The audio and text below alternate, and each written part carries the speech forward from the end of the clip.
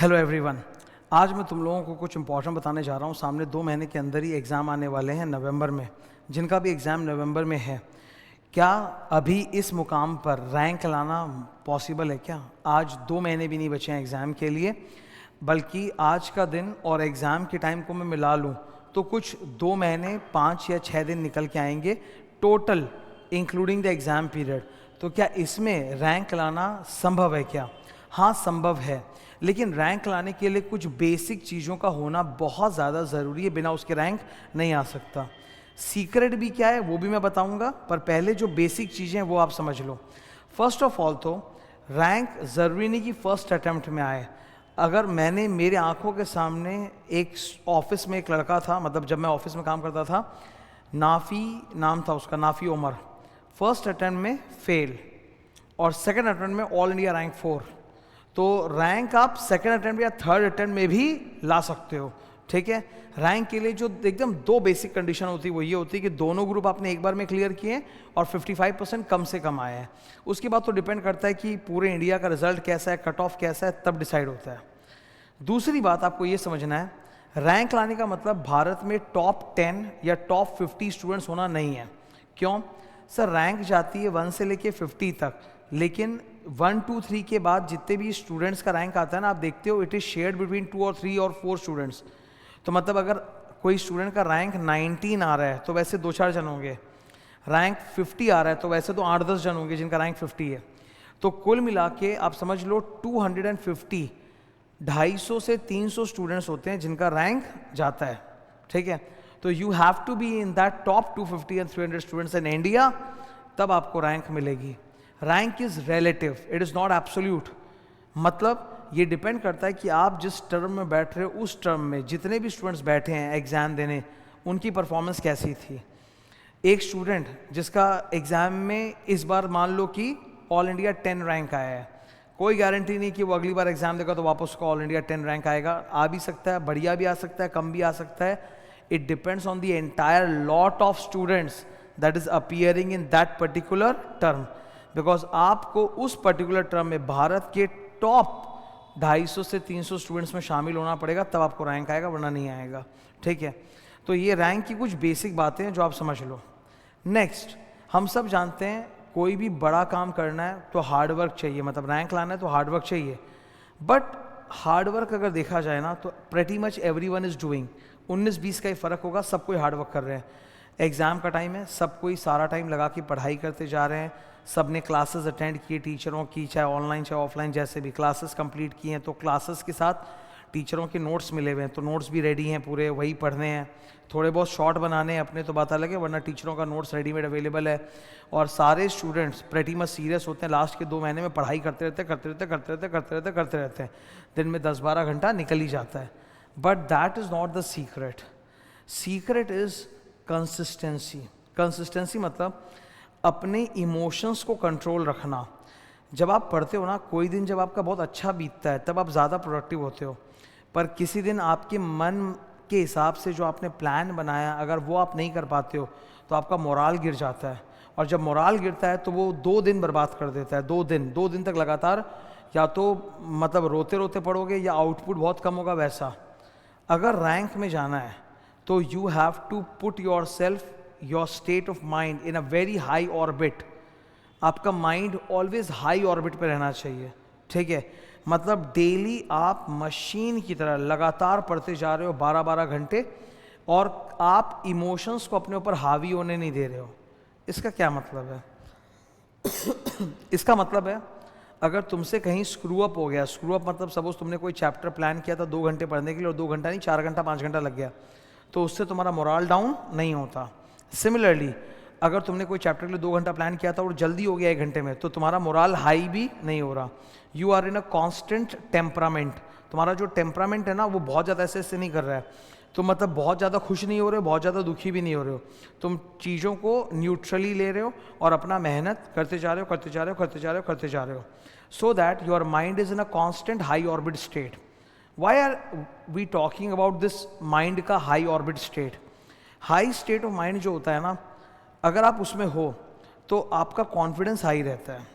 एक होता है चमकाव वाला कॉन्फिडेंस, मैं उसकी बात नहीं कर रहा, एक बोलते हैं इनर कॉन्फिडेंस, ठीक है। तो अगर आप हाई स्टेट ऑफ माइंड में रहते हो, हाई टेम्परामेंट, तो आपके लिए चीज़ों को पढ़ना समझना फास्ट हो जाता है। मतलब you are able to understand the concepts faster, you are able to revise the subject faster. आपको कम टाइम लगेगा, आप जल्दी रिवाइज करोगे। सिर्फ टाइम ही नहीं बचेगा, बल्कि रिटेंशन रेट भी हाई होगी।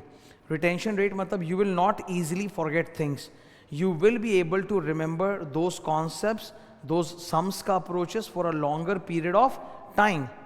तो हाई स्टेट ऑफ माइंड से क्या होता है, एक तो हम फास्ट हो जाते हैं, हमारा समय बचता है, ठीक है, और दूसरा रिटेंशन रेट बहुत हाई हो जाती है। थर्ड, समझ मतलब ये क्या बोलते हैं, जब पढ़ने बैठते हो तो चीज़ें बहुत अच्छी समझ में आती हैं, बेटर अंडरस्टैंडिंग होता है, कॉन्फिडेंस हाई रहता है, मोराल हाई रहता है, आउटपुट बहुत बढ़िया निकलता है पर डे का।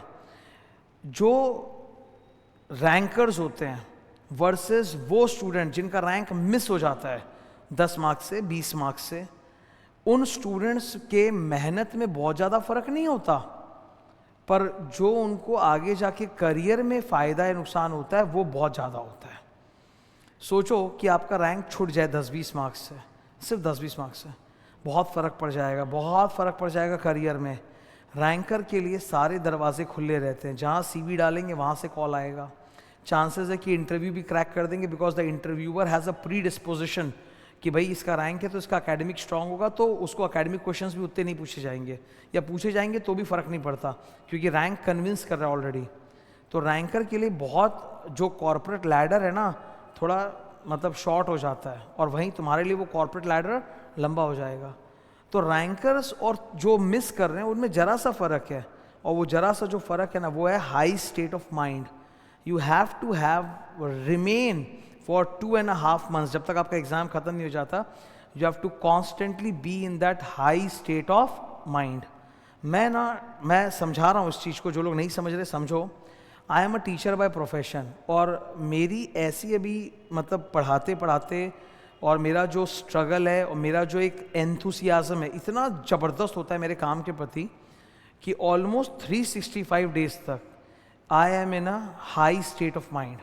मेरा पर डे का आउटपुट भी बहुत अच्छा निकलता है, 12 से 14 घंटे का। अगर दिन में 24 आवर्स है तो मैं हर वक्त सिर्फ अपने काम के बारे में सोचता हूँ, तो मेरा आउटपुट बहुत अच्छा निकलता है 12 से 14 घंटे का, बहुत अच्छा output. I am in a constant high state of mind, my brain works faster, I am able to learn things faster, teach faster, I can recall for a very long time. तो ये होता है high state of mind. अगर मैं teacher नहीं होता, मैं अगर जॉब कर रहा होता या शायद कुछ और कर रहा होता, तो नॉलेज को इतनी जल्दी प्रोसेस करने की मेरी कैपेबिलिटी नहीं होती जो अभी है। So I know what I am saying कि हाई स्टेट ऑफ माइंड क्या होता है। अगर तुम अपने आप को एकदम, अब अल्टीमेट सीक्रेट बोल रहा हूँ, अगर तुम अपने आप को 2.5 महीने तक consistently high state of mind में रख सकते हो ना, मतलब खुशी से ज़्यादा खुश नहीं होना, दुख से ज़्यादा मोराल नहीं गिराना, न्यूट्रल रहना, लगातार पीछे पड़े रहना, तुम देखना you will achieve that flow. कई जन इसको फ्लो स्टेट ऑफ माइंड भी बोलते हैं, हाई स्टेट के बदले फ्लो स्टेट, कि आप इतने फ्लो में हो कि आपको वक्त का अंदाज़ा ही नहीं रहा, आप उस एक्टिविटी में इतना डूब गए हो, ठीक है।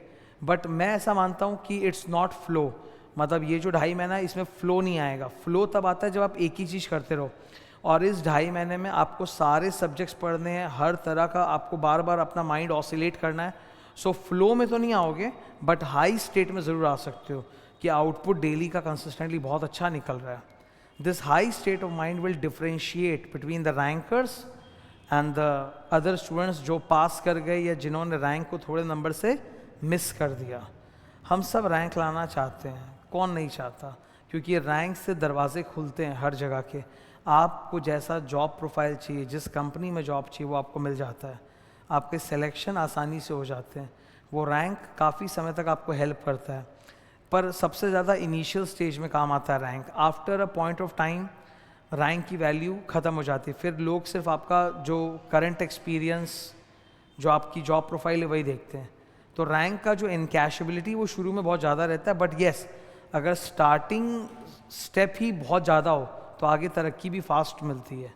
तो कोशिश तो करनी चाहिए रैंक के लिए। क्या ये मुमकिन है 2 महीने में लाना? हाँ, अगर तुम उस तरह के स्टूडेंट हो जो थोड़े से शेकी हो रखे हो, थोड़ा डर लग रहा है, पैनिक हो कि कैसे होगा सारा रिवीजन, कैसे मैं कर पाऊँगा, कैसे रैंक ला पाऊँगा। तो तुम्हारे लिए ही ये आज का लेसन मैं दे रहा हूँ कि कर सकते हो, पर अब सीरियस होना पड़ेगा, मतलब हाई स्टेट ऑफ माइंड में रहना पड़ेगा। There is no room, no single day that you can waste for screw up, कि आज मैं अपना मोराल गिरा लूँ, नहीं गिरा सकते। अगर कुछ ख़राब हो भी गया, let it be, move ahead, ठीक है, बाद में एडजस्ट कर लेंगे। मोराल को गिरने मत दो, माइंड हाई स्टेट में उसको रखो। और हाँ, खाने पीने का भी ध्यान रखना। My recommendation to all of you is खाना बहुत कम मत करना, वरना वीकनेस आ जाएगी। तो जब हम लोग अंदर से वीक हो जाते हैं ना, खाना कम खाते हैं, तभी जाके हमारे ऊपर ये वायरस या बैक्टीरिया ये सब का इफेक्ट ज़्यादा होता है और बीमार होने का चांस है। तो खाना कम मत खाना, पर ओवर भी मत खाना, मतलब आउटसाइड फूड मत खाना। अगर तुम सपोज 3 रोटी खाते हो तो 2-2.5 रोटी, थोड़ा कम करो। सॉलिड फूड कम लो, लिक्विड डाइट लो, जैसे हॉर्लिक्स, कॉम्प्लान, बॉर्नवीटा, जो भी घर में आता है वो सब बार बार लो। चाय कॉफ़ी से थोड़ा बचना, चाय कॉफ़ी ज़्यादा मत करना, कम ही करना, दिन में 2-3 कप तक, ठीक है। बाकी आप हेल्थ ड्रिंक्स वगैरह जो आते हैं वो टेम्पोरली ले सकते हो, ये सब जो मैंने नाम बताए। सॉलिड फूड भी खाओ, दिन में 3 बार खाओ, पर कम कम, क्योंकि ना पढ़ाई जब आप करते हो तो नींद की जो एक लट है वो बहुत जोर की होती है, मतलब एक लटका आता है जोर का नींद का, उससे बचना है। तो अति ज़्यादा मत खाओ, ठीक खाओ, और अति कम भी मत खाओ। डाइट मोड पे मत चले जाना, वरना नुकसान हो जाएगा, क्योंकि बीमार होने का चांस बढ़ जाता है जब आप खाना ढंग से नहीं खाते हो तो। Okay, so this is my suggestion to all of you in all seriousness. एक बार अप्लाई करके देखो, फॉलो करके देखो, रिजल्ट मिलेगा, ठीक है। फॉलो तो करो, फॉलो करो, और फिर मुझे बताओ भी कि सर मैंने फॉलो किया था, रिजल्ट आया या नहीं आया, या क्या चेंजेस करने की ज़रूरत है। तो वो मैं भी थोड़ा गाइड करूँगा, और भी लोग जब तुम्हारा कमेंट पढ़ेंगे तो वो भी तुमको थोड़ा बताएंगे, अपने एक्सपीरियंसेस शेयर करेंगे। तुम्हारे एक्सपीरियंसेस कई लोगों के काम आ सकते हैं, तुमको भी उनका एक्सपीरियंसेस से फ़ायदा होगा। So all the best rank के लिए। मैं और भी बातें बताता जाऊँगा अपने आने वाले सीरीज़ में। Thank you.